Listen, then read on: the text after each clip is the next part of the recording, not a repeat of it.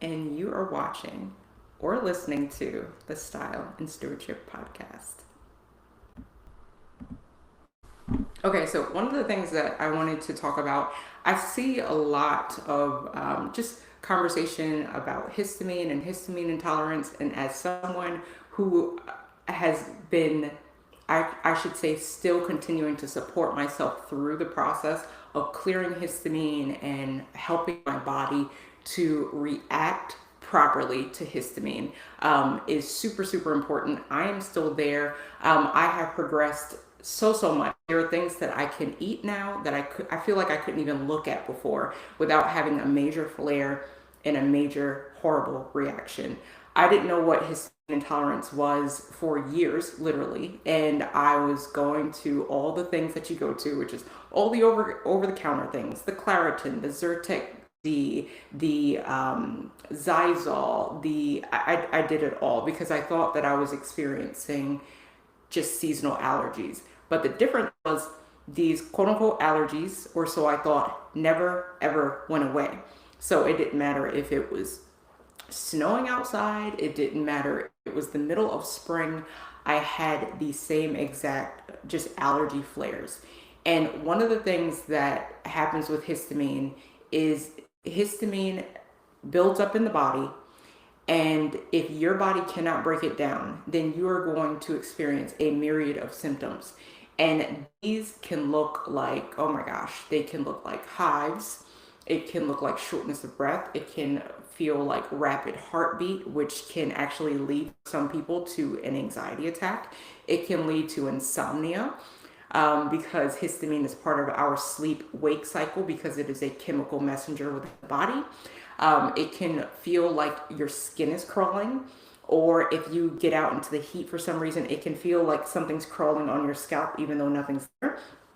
It can lead for some people to consistent, constant chronic UTIs or interstitial cystitis, where you have this constant, you go to the doctor and you're like, I think I have a UTI. They test it, they culture it, and you don't, but you have all those feelings as though you did. I could go on and on and on about the different things that histamine itself can cause you to feel in your body. So one of the main things that histamine causes in the body is something that's going to look and feel very similar to a allergy response.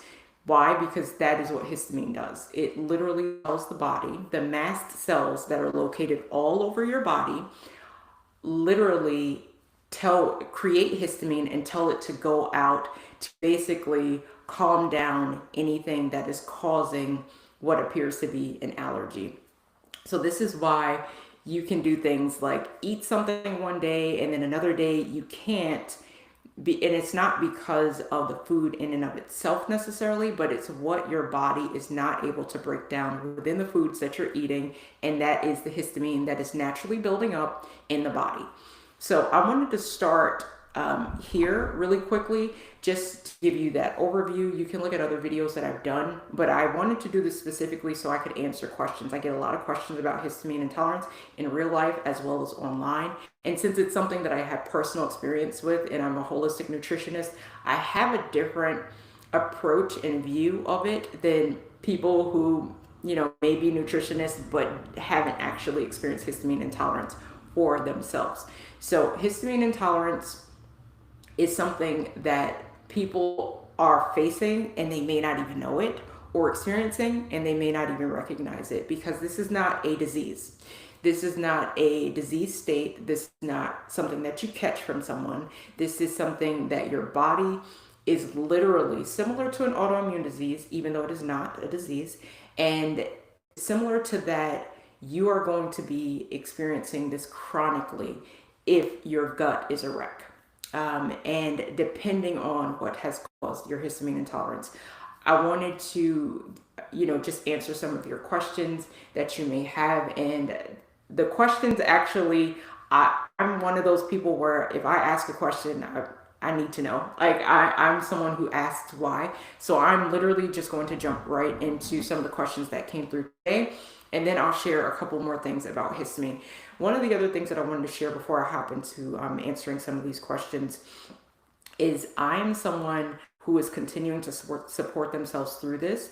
And I have learned such a great deal from personal experience. And the one thing that I will say is that depending on the root cause of your body's inability to break down histamine and your histamine load is going to it's going to be different from person to person. So the root cause of why your body is having this dysfunction or this inability and being out of balance is basically because your histamine intolerance was caused by something.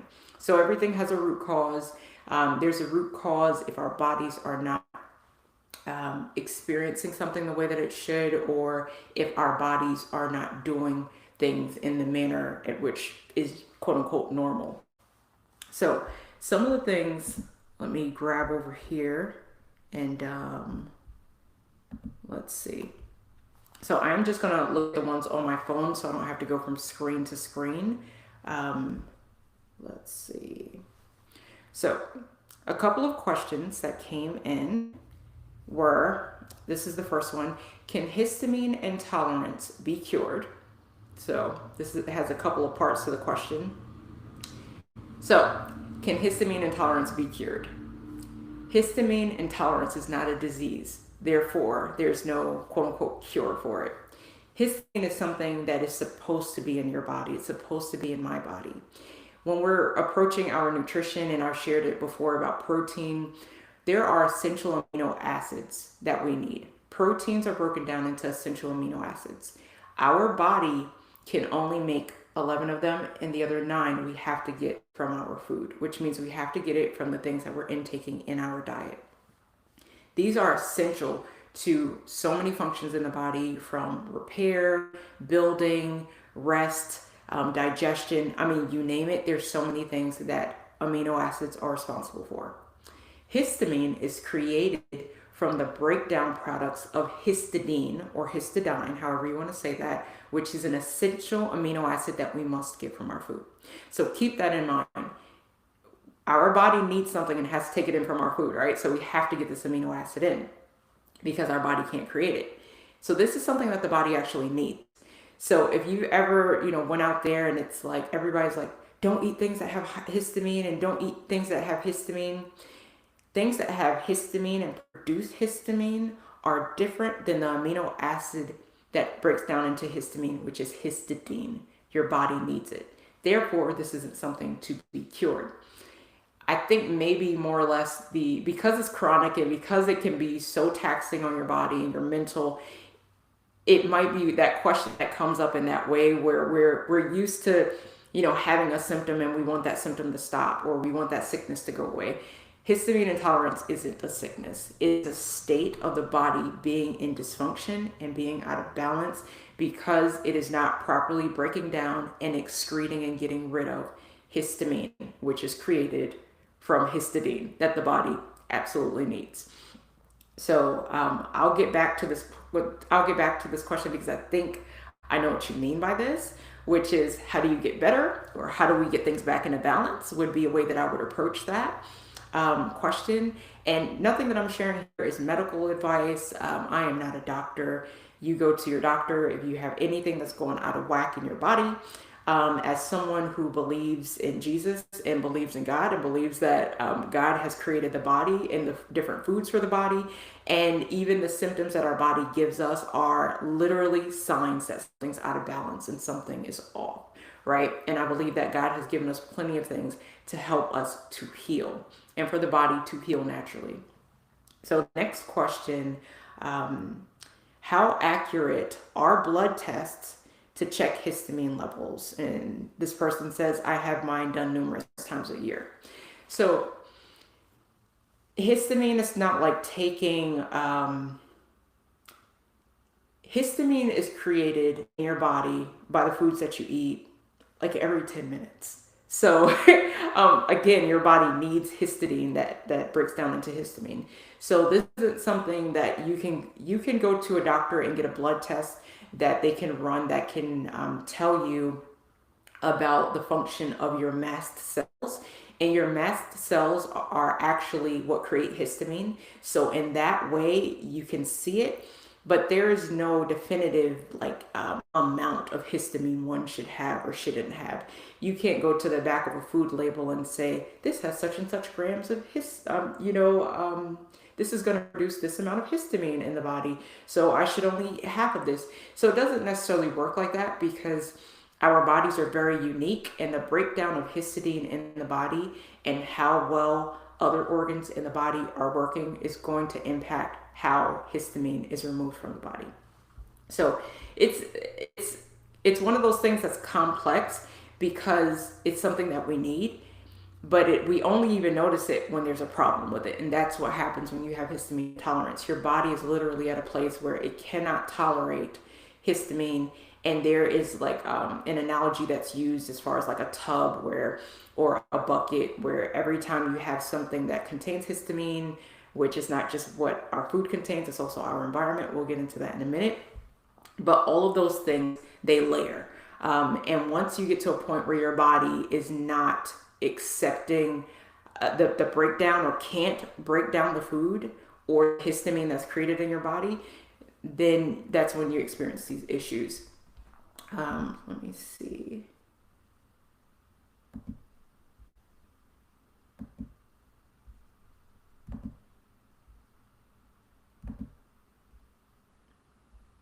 All right.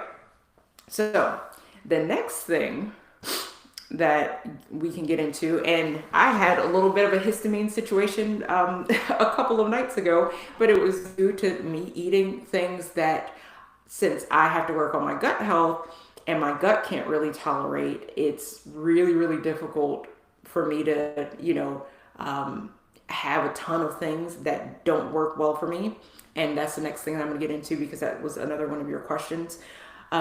So histamine is supposed to fluctuate, to answer that question. To answer the other question, we can't quote unquote cure it, because it's not a disease. It's supposed to be in your body. We just need to get the body to a place where it is balanced and it can actually deal with the histamine load and the burden that it has. So that's why I wanted to talk about gut health today, because gut health is one of the main reasons why we have issues with histamine and the degradation and the breakdown and the removal of it in the first place. So the next question, if someone is immunosuppressed, how important is gut health? Well, we'll definitely get into that. And can food alone help restore a healthy gut microbiome? So these are excellent questions, and this is clearly someone who deals with this. Hello there. So let's start with the gut health, which is what I wanted to talk about in this episode. Gut health is crucial. The reason why gut health is crucial is because DAO, which is an enzyme that is present in everyone's body, some of it is produced in the thymus gland, some of it is produced in the kidneys, but most of it is produced in the gut. So if you have a gut issue, keep in mind that DAO, diamine oxidase, is the enzyme that breaks down excess histamine and removes it from the body without you ever noticing, unless you have an issue with DAO. DAO, if it cannot be produced, then you get a load of histamine, which is why from day to day it can be different, because the way that God created our bodies, he knew we would be eating all the time, right? He created us to have food, to break down those nutrients and pull nutrients from those foods and minerals from those foods and hydration from those foods and all of that. And because of that, the gut lining actually breaks down and rebuilds like every couple of days. Everyone's different depending on how much damage is done to your gut, but it was created to basically be broken down by these little cells called enterocytes. They start off really young and they get older and they die, and you're constantly turning over cells in your stomach, just like we're constantly turning over cells on our skin. Like we're losing skin cells every single day, right? When we wash, we're losing them every single day. The gut is the same way. Why? Because things have to be broken down, and once the enterocytes, these little cells, do their job, new ones come in, and there's a constant, I'm very visual, so I'm just imagining it going in a circle, even though the intestines is more like this. So that is produced in your small intestines. So the question about food, and that's why I want to talk about this, because there are layers to this. But once you understand how the body works and how the body breaks things down, it's a little more, you understand the mechanism, it's easier to understand how histamine works and why you may be having a problem with it. So if our gut is inflamed due to the foods that we're eating, if our guts are inflamed due to things like antibiotics, due to things like NSAIDs, non-steroidal anti-inflammatory drugs like ibuprofen and Advil and all of those things, Tylenol, anything that impacts the gut is going to impact our breakdown of histamine. So that's why the focus can't just be on the symptoms, because the symptoms aren't a disease, and symptoms cause a problem but aren't the problem. The symptoms are caused by something else, which is causing the histamine to not be broken down. So I hope that makes sense. Definitely leave me a comment or chat with me. Let me know if you are here. And okay, so I'm going to continue going on with these questions. These are such great questions. If someone is immunosuppressed, so if someone is immunosuppressed, your immune system, right? Your immune system is suppressed. So that throws in an additional complication for all things in the body. And holistically speaking, I'm a holistic nutritionist, right? I look at the whole body, lifestyle, sleep, hydration, digestion, blood sugar regulation, our connection to God, all of the things, right? So holistically speaking, then if you're already compromised, everything else is going to be compromised in your body. The body doesn't necessarily think in the way that we do, where we're very segmented. Even when you go to the doctor, you may go to an allergist, you may go to an immunologist, you may go to an ENT, an ear, nose, and throat doctor. You may go to, you know what I mean, an OBGYN for all these different segmented parts. And we go to different doctors as though, and I'm not saying don't go to the doctor, but I just want to give you a different picture as far as holistically.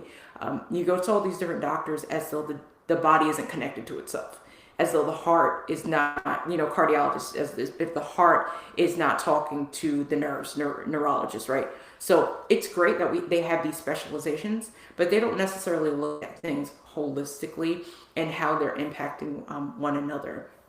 So if you're suppressed, you're everything in your body is suppressed, right? So that means you just need more. I say just as though it's that simple, but you need help as far as, your body. It just needs more support. All of our bodies need support for different reasons in different seasons of life. And that's the best way that I can answer that, because it really is getting to the heart of what your particular symptoms are, what your particular lifestyle looks like, because of all the things that can be impacting our gut. So if anyone were to ask me in a nutshell, how do you get to a place where your body gets back into balance? Because we can't really think of it in terms of a cure or even in terms of healing, because something's not necessarily broken. It's your body's out of balance, and things aren't working as well as they should be, or in a balanced place, because the body always wants to maintain homeostasis. So one issue in the body over here is going to cause another issue over here, and the body's constantly here I am with the visuals but the body's constantly trying to get here. And sometimes our body looks like this, which means there's going to be issues in other parts of the body. As far as the microbiome, that's like the golden nugget right there, because that is where most of this starts and ends. So just like we talked about the gut lining and how it's constantly replenished, the gut lining can also constantly and consistently be impacted with inflammation, impacted with things that shouldn't be there, like bacteria. There are a couple of specific things that I wanted to talk about that many people have as a root cause of their histamine intolerance, and they're unaware of it. And some people are aware of it. So SIBO, small intestinal bacterial overgrowth. So the colon, the large intestine, it houses so many bacteria, right? And the bacteria in the colon aren't supposed to go back up to the small intestines. So you have something that's almost like a sphincter. We have it with our esophagus as well. So if someone's ever experienced acid reflux, that means reflux. It's coming back up, but it's coming through the sphincter and it's coming into a place. The acid's supposed to stay in your gut. It's not supposed to get into your esophagus and come up. So just in that way, imagine the colon is the same way, right? The beginning of our body that way, and so is the end of our body. And those bacteria, those fecal bacteria, they're supposed to stay there and get out. Sometimes when we have a proliferation of the not so great bacterias that kind of get, we get an abundance of them from things like taking, things that are antibacterials, which are antibiotics. We need them, but they not only kill the bad guys, they kill the good guys. And the only thing keeping the bad guys where they're supposed to be are the good guys. So they're opportunistic bacteria, meaning they're looking for an opportunity to proliferate and to have greater colonies. They colonize in certain parts of the body. And when we have things like small intestinal bacterial overgrowth, what happens is we have bacteria in an area of the body that it shouldn't be. And when that happens, they're able to overtake, right? They're able to overtake the good guys. And when they do that, what ends up happening is we end up with issues in the gut lining itself. So the gut lining, lined with those enterocytes that we were talking about, but just billions and trillions of bacteria, different species, and what lives in our gut and lives on our skin, our biggest organ, right? All of these things are impacted by what we are putting into it and what we're eating. So if say your root cause of your histamine intolerance is small intestinal bacterial overgrowth, that's what you approach. You don't just approach the symptoms, because you will be symptoming, like that's not even a word, but you will be trying to impact your body by just impacting your symptoms. And if we all know this, if you have a migraine, no, if I have a broken leg, and I continue to try to walk on this broken leg, and instead of fixing it and getting it operated on, for example, instead of doing that, I take a pill for it. Well, we know that the pill isn't healing anything. It's just taking away the symptom, which means that we could be causing even more issues because we're walking on a broken leg and we're not addressing the broken bone. We're only addressing the pain that it's causing. So the gut, very, very same way when it comes to histamine intolerance. Other things that can cause issues with histamine and be a driving force are going to be, I believe, one of the other questions. I'm pulling up my phone again. Can food alone help restore a healthy gut microbiome? I think that food is absolutely amazing. And it is the best place to start, in my opinion. I am also a believer that if the body's in a place where it can't make certain things, then you do need supplemental help. So if you're someone who, if your body is, so say there you have a gut issue, right? You may also have nutrient insufficiency, meaning you're not getting all of the nutrients from your food because your body can't break it down. So one of the things that's really, so H. pylori. So this is Helicobacter. It's a long word, but we usually just say H. pylori. And this is an overgrowth of a really, really nasty bacteria that can be in the gut. And it's in pretty much everyone's gut, just like E. coli is in everyone's gut and on our skin. It only becomes a problem when you don't have enough good guys, the good bacteria, to fight off the bad guys, because they're the ones that keep it in balance. Because you can't take something that is only going to kill just the bad guys when it comes to taking any sort of broad spectrum. They call it broad spectrum for a reason, because it's not just calling out one or two bacteria. When you have all these different strains, it's trying to do a blowtorch situation on this brush border of your gut. And that becomes an issue, because now you're killing the good guys as well. What H. pylori does specifically is, which people who have ulcers, H. pylori is the bacteria that actually causes ulcers, because it digs into the lining of the gut. So anytime we're doing things to the lining of the gut, keep in mind that the diamine oxidase, the DAO, is made in the gut lining. So since it's made in the gut lining, if we're taking in things that are impacting the gut lining, now what we're doing is we're hurting our body's ability to break histamine down. So anyone who has histamine intolerance, in my opinion, since it's not something that you just catch, you have a gut issue. So it could be the inflammation, like we talked about. And then with H. pylori specifically, what it does is it lowers your body's ability to create stomach acid. When your body cannot create enough stomach acid, your body, taking in different foods, can't, it's not acidic enough to kill the bad things that your body is trying to keep out of it.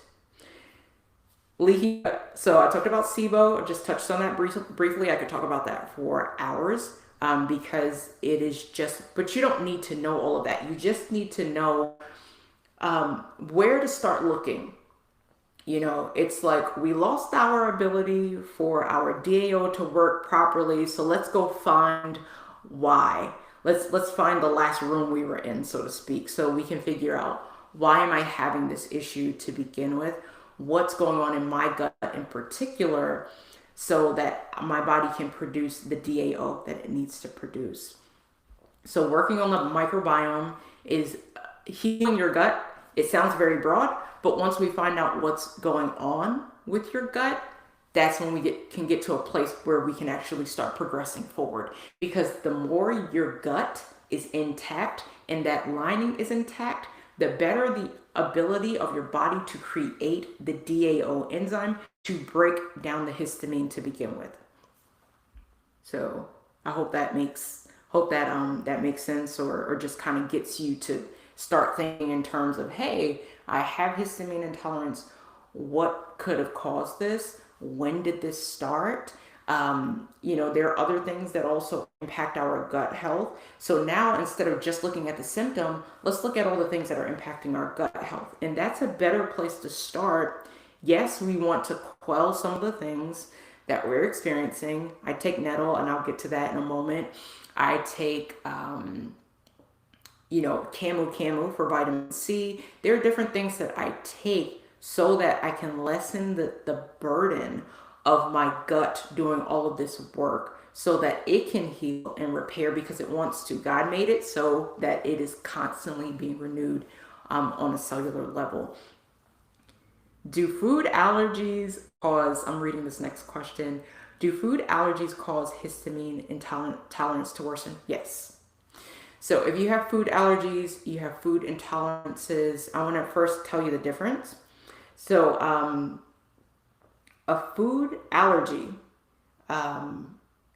is going to be something that your immune system, your mast cells, they're involved. Your immune system literally creates an attack for and creates antibodies against, because for whatever reason, it recognizes it as something foreign that shouldn't be there. So your body is going to start doing all the things that it does, using its regulatory T cells and sending them to fight, sending your fighters to fight. And you're going to have experiences like anaphylactic shock.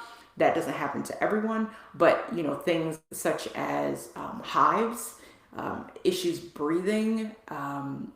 There's so many different things. Allergies show up differently in different people, but since your immune system is activated, your mast cells are activated. Therefore, your body's going to create more histamine, because your histamine is part of one of your fighters that's going to be sent out to try to regulate things and try to fight this foreign entity that it feels shouldn't be in your body. So eating something that you are even intolerant to is going to do the same thing. Eating things that you have an allergy for, it's also going to do the same thing. Histamine wants to help you. It just doesn't help when we have so much of it. Ask me how I know. I definitely know. Can you explain the role of histamine in allergies reactions? Yeah. So if I were to go and get, which this recently happened, where was it? I had an ant bite. I was working in the garden the other day, and I have an ant bite. So ants have, fire ants have a little bit of venom. When that ant bit me, or those ants bit me, what happened was my mast cells released histamine. What histamine does is it literally tells a bunch of fluids. It uses fluid, which is why we get puffy and swollen and all of that. And then you get that like warm feeling of something being inflamed. So it creates purposeful inflammation, which inflammation is not bad. It's just like histamine. It wants to help you and protect you, but it cannot do that. It can't do that well if it's in a place of being chronically, meaning a long period. Like we're always inflamed, we're always having histamine, and it never gets to kind of settle down and go back to baseline. That's what causes that imbalance. So I get bit by this ant. It releases its little bit of venom. My mast cells release, causes immune response, and it creates histamine. And the histamine goes and creates swelling. It brings liquid to that area in the form of a bunch of white blood cells that it's going to use to clean up. So it's going to use to clean up and get the thing out of my body. So that is what it does, and that's why it even does, this, brings a lot of liquid to that area. So that's why we get edema, like swollen things and all of that. That's the allergies response in our body, and that's how it uses histamine to do that. So I hope that answers that. That's why, histamine's not bad. It's just when it can't get out of the body that it becomes a problem and it builds up. Was it nettle leaves tea that was good for allergies or histamine? Oh my gosh, yes. I took, I took nettle this morning. And nettle is,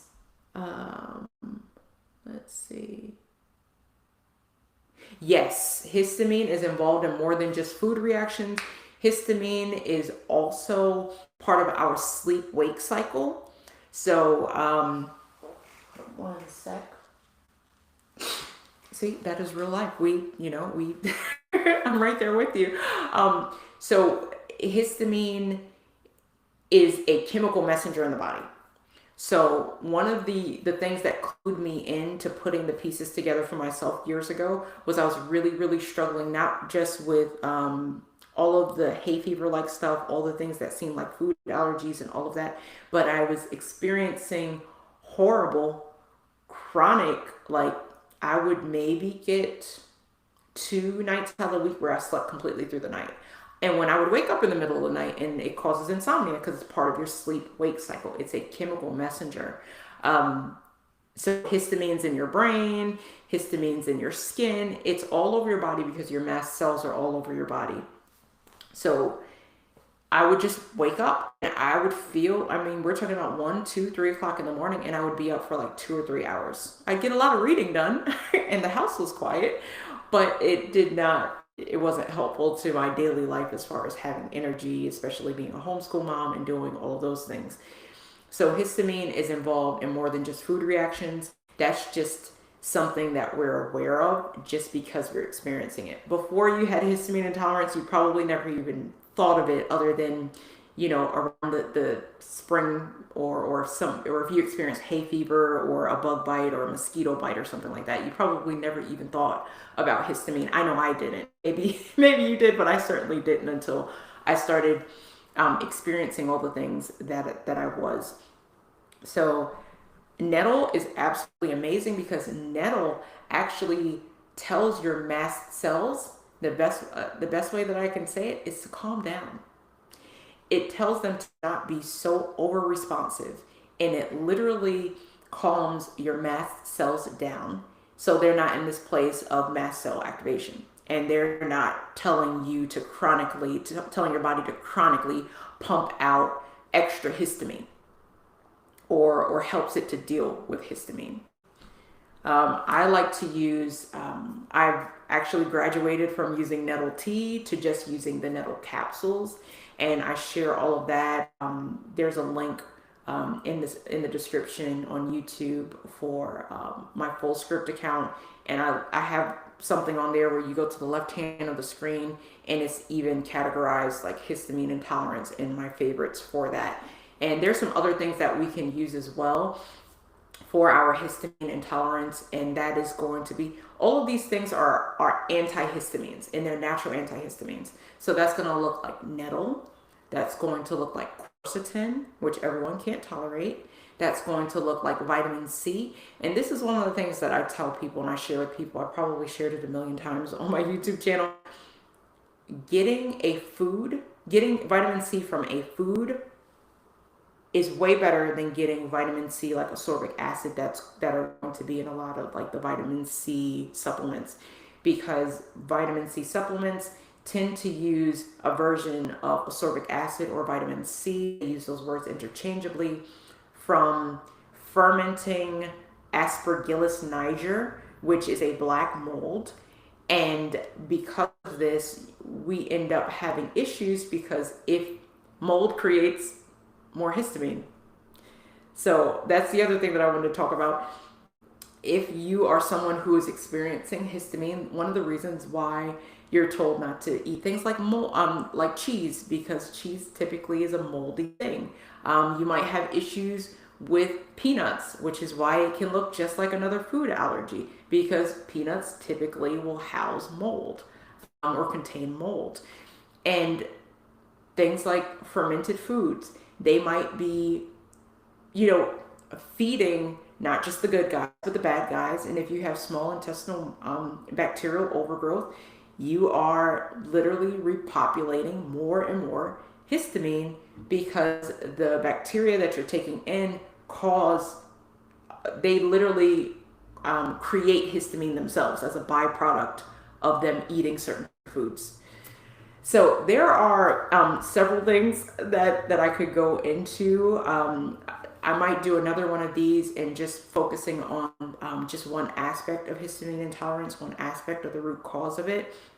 But I think it's really, really important to know that your gut is not only just anatomically the center of your body, but I love the quote. I believe it was Hippocrates, who is credited as being the father of medicine, who also said, "First, do no harm." He also said, basically, all disease starts in the gut, and this was thousands of years ago. So we can't take this lightly. It's not something where we're going to go to the doctor and we're going to he's going to say, or she's going to say, "Oh, you have histamine intolerance, take this and it's going to go away." Until the root cause is addressed, and until the gut is supported, then this is a place where you'll kind of stay. The other thing that I wanted to say about histamine intolerance in particular is, like any other healing for your body, if something is out of balance in your body, it needs to get back in balance. If we have a gut issue, and we know what that is, and we can call out that root cause. Now we can approach it, because now we know why. We know why the histamine intolerance has happened. So just like you would go out and you would, why you got sick. Maybe I have a family member that works in a daycare. she knows why she gets sick. Why? Because these little kids, they're tasting their environment, but they're also sharing what they're tasting, or different areas and different, you know what I mean? I don't have to gross you out, but they're, digging for things, and they might share it with someone else. And if they're sick, they're passing these things around. So she knows why, she was sick. So until you get to a place of doing the detective work, and that is one of the things that I help people do, to do the detective work of why do you have histamine intolerance to begin with, being that it's something that is very lifestyle driven and very gut driven. So looking at someone's, what they're eating, what they're exposed to, what their environment is like, if they've had several courses of antibacterials, you know what I'm talking about. If they are on things like steroids for different conditions, all of these things will weaken your gut microbiome and weaken your gut in general. But once you know that, then it's so much, now we know why, then we can address, okay, this is how we're going to get the body back into balance. Because the reason why it's acting the way that it is because it's not balanced. Once we get to a place of balance, there are other foods that you can eat that you could not eat before. Ask me how I know. I can eat chocolate now. And one of the other things is food allergies.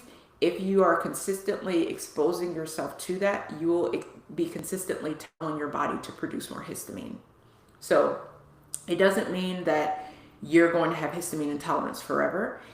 But it does mean that your gut is an area of focus when it comes to your health and to your wellness, because holistically, that's touching everything else. So DAO also needs certain things in order to be produced in the body, certain nutrients. If the gut is jacked up and it's messed up and it can't absorb nutrients, then it can't really produce the DAO needed and necessary to break down the histamine and to lower the histamine load. So I love giving takeaways because I think it's really important. Think about and start asking yourself, hey, why do I have histamine intolerance to begin with? What's the state of my gut health? And most people know that their gut's not doing well. And that could be things like indigestion. Your gut's not doing well. GERD, your gut's not doing well. Certain medications that you may be taking, you're going to need more support because things like steroids and antibiotics and pain medications and all those, even just your ibuprofen, is going to impact your gut, which may mean that your gut's not doing well. So you see why it all comes back to the gut, because that DAO is made in the gut. So your environment, holistically speaking, has a huge part of your why you may be feeling the way that you're feeling. Mold is one of the biggest drivers and causes for many people who have histamine intolerance, because it fills that bucket. And if you're in a moldy environment, then that's going to be something that is going to drive your histamine symptoms. We rented an apartment for 2 years, and it was longer than we thought it was going to be, but we rented an apartment for 2 years working out of town. And one of the things that apartment had was mold. So there's only but a certain level of wellness I was going to feel staying in that environment, because I was creating more toxic burden on my body to break histamine down. So I'm gonna go back through these questions one more time, make sure that I didn't miss anything. Let's see.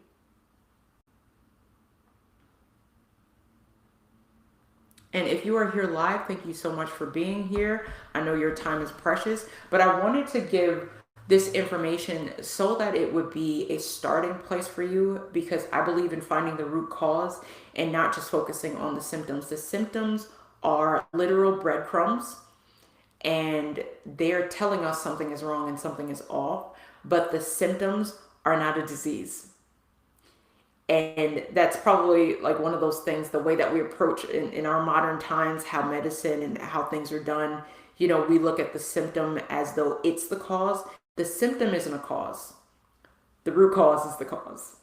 Until we can understand that and uncover that, taking into account all of the unique aspects of your personal life, there are very few medical professionals sitting down with someone for over an hour and putting the puzzle pieces together and doing the detective work of why is this happening, what is going on, why are these things progressing, why am I not feeling better. And many times it is a lifestyle driven, a gut health driven, and an environment driven concern and imbalance in the body. I hope that that makes sense. I hope that that is helpful. So I always leave a link in the description where you can go to styleandstewardship.com and you can click on consultation or work with me, and we can do a call to see if I would be someone that would be able to help you in this. I could easily put something up and say, here, go buy this. This is a histamine course. But the way that histamine works, you really have to get up close and personal with what someone is doing on a day-to-day basis, because if not, I can just generalize some things like SIBO and H. pylori and mold toxicity and other autoimmune conditions that you may be having that are impacting the gut. So if you're someone who has celiac, you already know you have a gut issue, so histamine might be an issue for you too. But you can click the link in the description at the bottom of this video or in the description of the podcast. And if I can help, I would love to, because I wish it didn't take me years and years and years to figure out what my issue was stemming from, and being able to uncover what my personal root cause was. Yours might be completely different, which is why we would approach it in a completely different way. So someone who has SIBO, you don't approach it in the same way that someone who has H. pylori. But I just wanted to share that. I might do another one of these lives soon, just so that I can answer your questions and just be of help. And just I believe information can be so empowering. And that is what I want to help people do, so you can steward your wellness on purpose, so you can live well, do well, be well, and one day hear well done. That is the goal of everything that I do here, so that you can steward all of those things. So if you have any other questions, you can leave them on the replay of this video and I'll try to answer them, or I will collect them and do another live. And if there are any things in particular with gut health that you're curious about, be sure to leave those too. Share this with anyone that you think or suspect may be experiencing histamine overload, and due to that having lots of other issues in histamine intolerance, or people that are having issues in their gut health in general, because if you have an issue with your gut, your body is going to have an issue somewhere else. So until next time, your life matters, what you do that matters. So what will you steward well?